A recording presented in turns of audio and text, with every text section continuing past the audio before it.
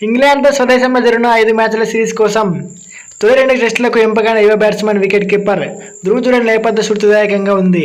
సాధారణ కుటుంబంలో పుట్టి అంచెలంచెలుగా వెలువడిన తొలిసారి జాతీయ జట్టుకి ఎంపికవడంపై అతను భావోద్వేగంతో స్పందించాడు. తన కుటుంబ నేపథ్యాన్ని వెల్లడించాడు. తనకు బ్యాట్ కొనివ్వడానికి నాన్న 800 అప్పు చేశాడని జురేల్ వెల్లడించాడు. క్రికెట్ కిట్ కొనివ్వాలనడానికి తాను మొండి పట్టడంతో అమ్మ తన మెడలో బంగారు గొలుసును అమ్మిందని గుర్తు చేసుకుని భావోద్వేగానికి గురయ్యాడు. నేను ఆర్మీ స్కూల్లో చదివాను. సెలవుల్లో ఆగ్రాలోని ఏకలవ్య స్టేడియంలో క్రికెట్ క్యాంప్లో చేరాలని నిర్ణయించుకున్నాను. దానికి సంబంధించిన ఫారాన్ని కూడా నింపాను. ఈ విషయాన్ని మా నాన్నకు చెప్పలేదు. అయితే ఈ విషయం నాన్నకు తెలిసిపోయింది. కోపంతో నన్ను బాగా తిట్టాడు అని చెప్పుకొచ్చాడు. అయితే కోపం చల్లారిన తర్వాత 800తో క్రికెట్ బ్యాట్ కొనిచ్చాడని చెప్పుకొచ్చాడు. ఇక నాకు క్రికెట్ కిట్ కావాలని అడిగినప్పుడు రేట్ ఎంత ఉంటుందని నాన్నగారు అడిగారు.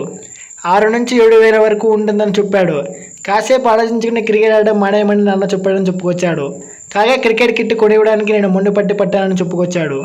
బాత్రూంలోకి వెళ్ళి డోర్ లాక్ తీశాను. దీంతో మా అమ్మ తన బంగారం గొలుసును అమ్మి తాను క్రికెట్ కిట్ కొనిచ్చిందని చెప్పుకొచ్చాడు ధ్రువ్ జురేల్.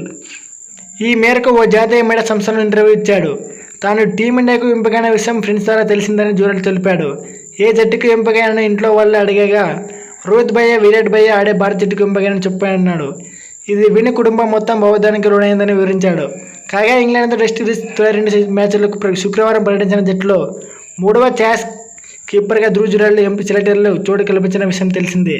అయితే చూడాలి మరి ధ్రువ్ జురేల్ ఏ విధంగా ఆడబోతున్నాడు ఈ టెస్ట్ సిరీస్లో.